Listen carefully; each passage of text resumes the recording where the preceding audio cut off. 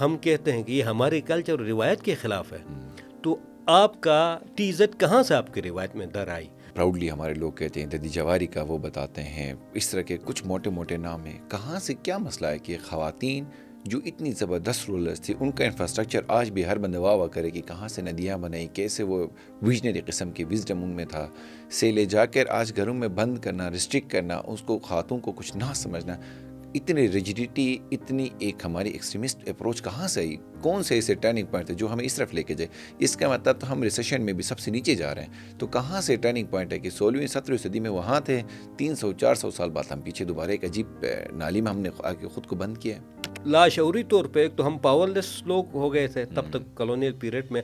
ہم نے وہ میسکولن جو میچو کلچر اس کو ہم نے انٹرنلائز کر لیا. ہم نے جب اس کو آئیڈیل ہمارے شفٹ آیا تو ہم نے جب اس میسکولن فگر کو انٹرنلائز کیا تو ہم مدر فگر کی بجائے فادر فگر کو پوجنے لگے.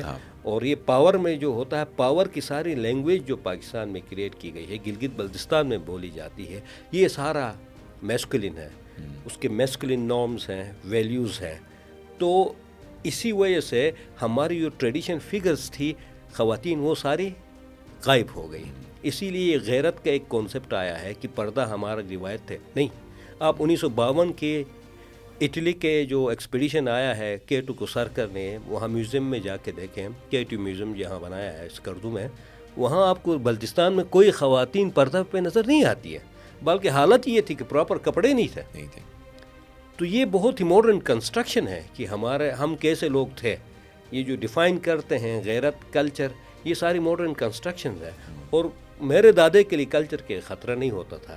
کلچر کی ڈیبیٹ تب جنریٹ ہوتی جب کلچر واقعی معاشرے کوئی خطرے میں ہوتا ہے.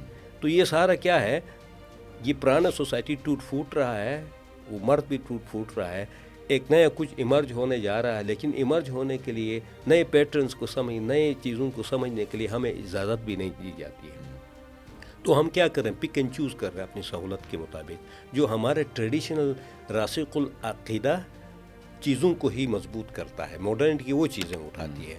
ہم نے ماڈرن سے کلاہنکوپ اٹھا لیا ہم نے، ٹھیک ہے نا.